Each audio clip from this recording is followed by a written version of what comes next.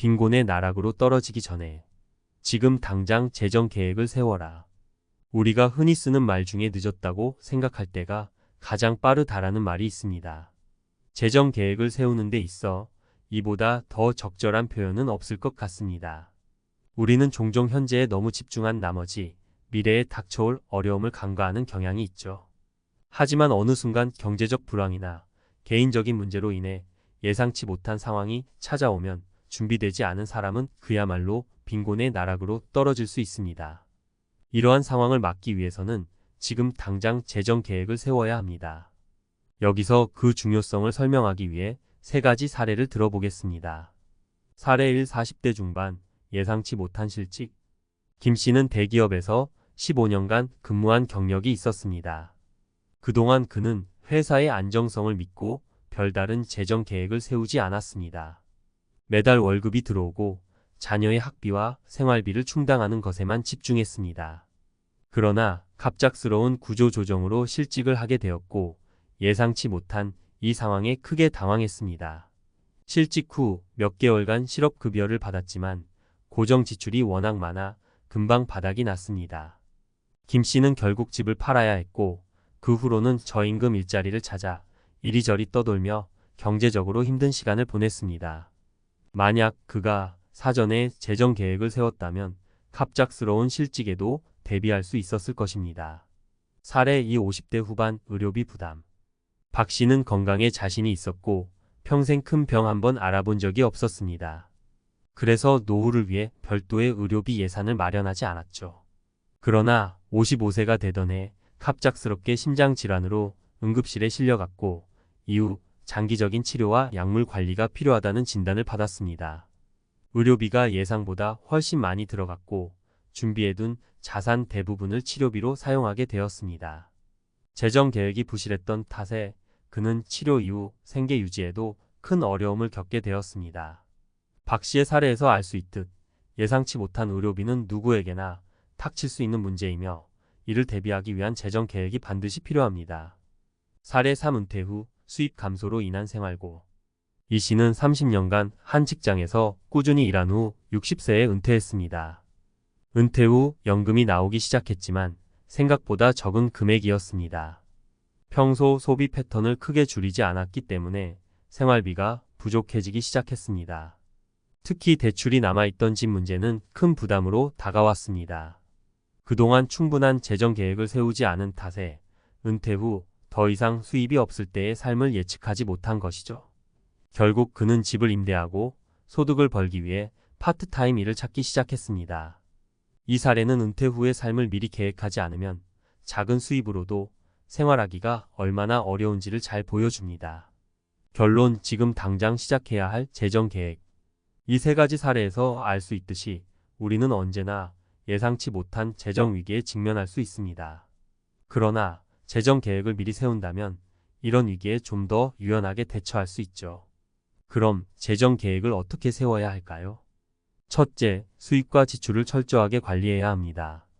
많은 사람들이 월급을 받을 때마다 소비를 우선시하는데 사실은 저축이 먼저입니다. 지출을 최소화하고 남은 돈을 저축하거나 투자하는 습관을 들여야 합니다. 둘째, 비상금을 마련하세요.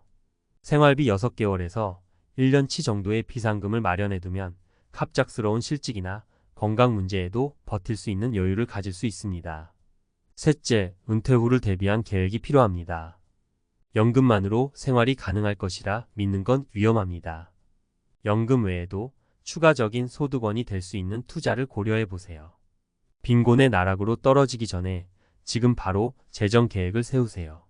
오늘의 작은 준비가 미래의 큰 어려움을 막을 수 있습니다. 지금이 가장 빠른 때입니다.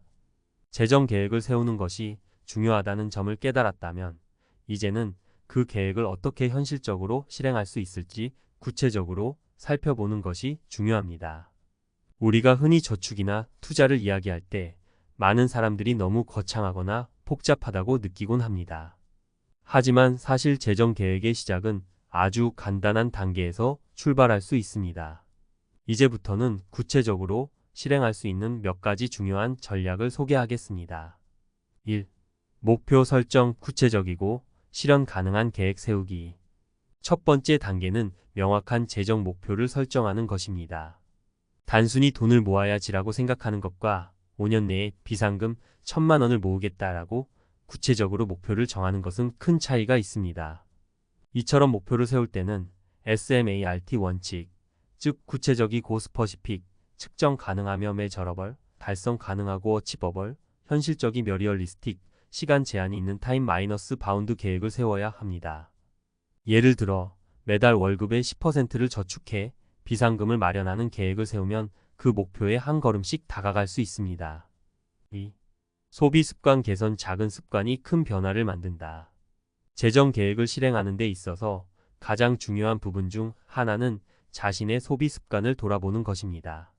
대다수의 사람들은 자신도 모르게 소소한 지출로 돈이 새어나가고 있는 경우가 많습니다.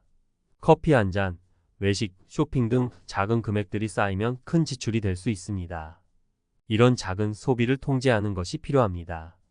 매달의 고정 지출과 변동 지출을 점검하고 불필요한 소비를 줄여나가는 작은 습관이 큰 변화를 만듭니다. 여기서 핵심은 지출 다이어트를 통해 불필요한 소비를 줄이는 것입니다. 3. 재정 파트너 찾기. 함께하는 힘.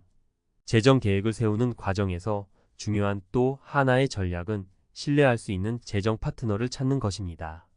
배우자나 가족 혹은 가까운 친구와 함께 목표를 공유하고 서로의 재정 상태를 점검해 보는 것이 큰 도움이 될 수 있습니다. 사람은 사회적 존재이기 때문에 혼자 계획을 세우고 실행하는 것보다 누군가와 함께 하면서 서로 응원하고 격려할 때 더 높은 성취를 이룰 수 있습니다. 4. 지속적인 학습. 재정 지식 쌓기. 재정 계획을 세우는 과정에서는 자신이 경제적 지식을 쌓아가는 것도 매우 중요합니다. 금융상품, 투자, 저축 관련 정보를 계속해서 배우고 책이나 강연, 유튜브를 통해 새로운 재정 관리 방법을 익혀야 합니다. 우리가 흔히 아는 기본적인 저축이나 적금 외에도 다양한 투자 방법이 있고 각자 상황에 맞는 방법을 찾아가는 것이 핵심입니다. 예를 들어 위험을 최소화하면서도 꾸준한 수익을 낼 수 있는 ETF나 국채 투자를 고려해 볼 수 있습니다. 5. 실천력. 당장 실행에 옮기기. 아무리 좋은 계획이라도 실천하지 않으면 아무 소용이 없습니다. 많은 사람들이 계획만 세워두고 언젠가 실천하겠다는 생각으로 미루기 일쑤입니다. 그러나 재정 계획은 시간이 지날수록 그 효과가 극대화되기 때문에 하루라도 빨리 시작하는 것이 중요합니다. 오늘이라도 당장 자신의 재정 상태를 점검하고 그에 맞는 계획을 실행에 옮기세요. 지금 이 순간 재정 계획을 세우고 실행하는 것이 나중에 닥쳐올 어려움을 막는 가장 강력한 무기가 될 수 있습니다.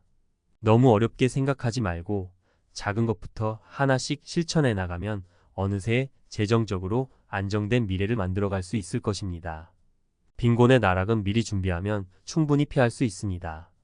당신의 미래는 바로 지금 당신이 어떻게 준비하는가에 달려 있습니다.